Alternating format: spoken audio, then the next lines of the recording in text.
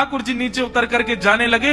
इतने में ही ठाकुर जी ने लीला करी और जोर जोर से ठाकुर जी चिल्लाने लगे, अरे जल्दी ते आइयो, देखियो मेरे पाम में कांटो लग गयो, अरे जल्दी ते कोई आओ या कांटे को निकारो, मुझको तो बहुत दर्द है रहा है, अरे भैया जल्दी आओ जल्दी आओ।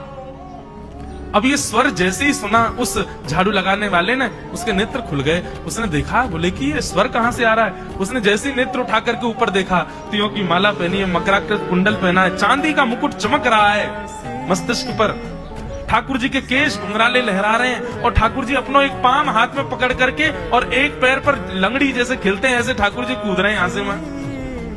नीचे से झाड़ू लगाने वाले लगे, अरे ऐसा पुरुष तो मैंने जीवन में कभी नहीं देखा, ये कैसा पुरुष है। नीचे से ठाकुर जी को देखने लगा। अब स्वरूप उसको पता था तो उसने कही ये जरूर ठाकुर जी होंगे, वहीं से प्रणाम कर। ठाकुर जी बोले प्रणाम कर रहा हूं, दारी के जल्दी ऊपर आ, कांटो लगो मेरे पाम में, या को निकार।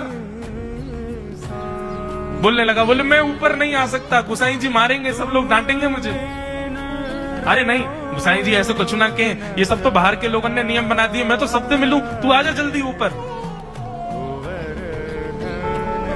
जैसे ही ऊपर गया, ज्यों-ज्यों ठाकुर जी के समीप जाए त्यों-त्यों उसके नेत्र सजल होते जाएं। ठाकुर जी के बिल्कुल समीप पहुंच गया। भगवान बोले देख काई को रो भैया, जल्दी कर, मेरे पाम में कांटो लगो या को निकार। जिन चरण कमलों के स्पर्श के लिए सदा लक्ष्मी लालायित रहती है, ठाकुर जी ने उसकी गोद में अनायास अपने चरण रख दिए। बोले जल्दी कांटो निकार, कांटो लगो मेरे पाम में। अब वो ठाकुर जी के सुंदर तलवों को अपने हाथ से ऐसे देख रहा है, ढूंढ रहा है कहां कांटा लगा है। कहीं उसको कांटा मिल गया। अब इतने कोमल चरण ठाकुर जी को, उसके नेत्रों से आंसू भी गिरते जा रहे हैं, भाव विह्वल होता जा रहा है। मेरे सौभाग्य की सराहना, ठाकुर जी के इतने समीप। कांटा निकालने के लिए बार बार अपने अंगूठे से खींचे लेकिन कांटा नहीं निकले। ठाकुर जी बोले अरे जे हाथ से ना निकलेगो।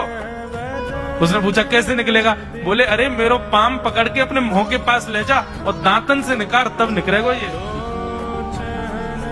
आहा कितनी कृपा की ठाकुर। कृपा की न होती जो आदत तुम्हारी, तो सुनी ही रहती अदालत तुम्हारी। जो दीनों के दिल में जगह तुम न पाते, तो किस दिल में होती हिफाजत तुम्हारी।